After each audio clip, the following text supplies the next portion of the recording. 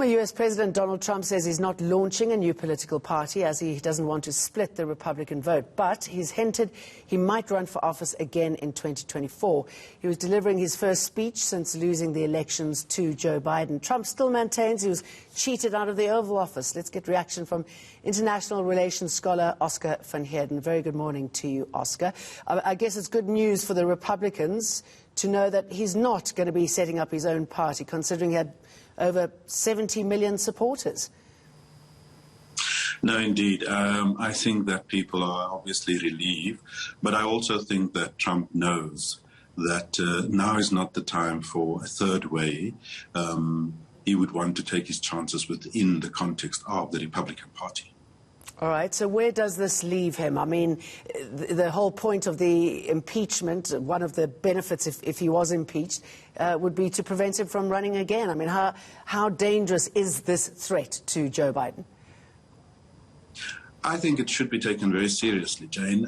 You have someone here who is bitter, who wants to exact a measure of revenge, who actually believes the rhetoric and the falsehoods of an election that was stolen, wrought with fraud and all kinds, which we know is not true.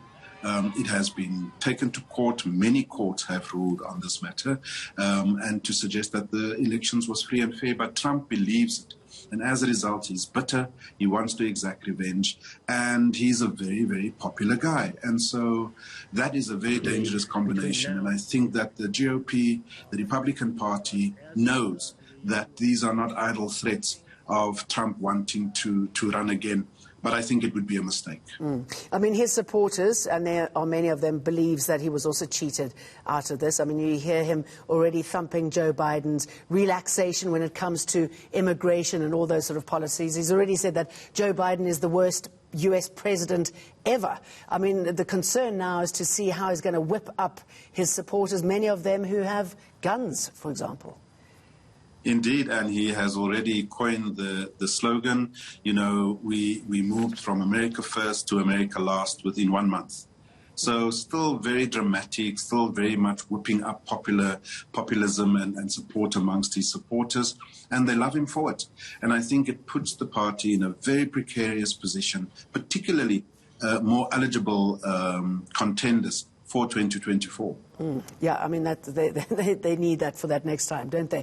We know that Joe Biden is shifting his foreign policy, but interesting, he hasn't punished the bin Salman in Saudi Arabia for the killing of Khashoggi, so that's pretty much going to stay the same. What do you think it's going to mean for us, though? We know that he's going to focus more on Africa. Are we getting a sense of what it's going to be for Africa and us here in South Africa? I think that, you know, we can reasonably assume, Jane, that given the very negative attitude of the Trump administration and President Trump towards the continent of Africa, calling us all in the manner of profanities, having no regard for us within the realm of international relations, I do think that it's reasonable to expect that a democratic president such as Joe Biden and of course Kamala Harris will indeed have a much more amenable and softer approach to Africa. We know, for example, that the US administration has always placed South Africa as a strategic pivot within the context of IR. And I think that Joe Biden is going to capitalize on that with regards to a number of things, not only in combating this coronavirus pandemic that is sweeping the whole world, but also in terms of aid, in terms of geostrategic issues. I think we can expect a bit better cooperation from the Biden administration. Let's leave it on that positive note. Oscar van Heerden, always good to talk to you. Thank you.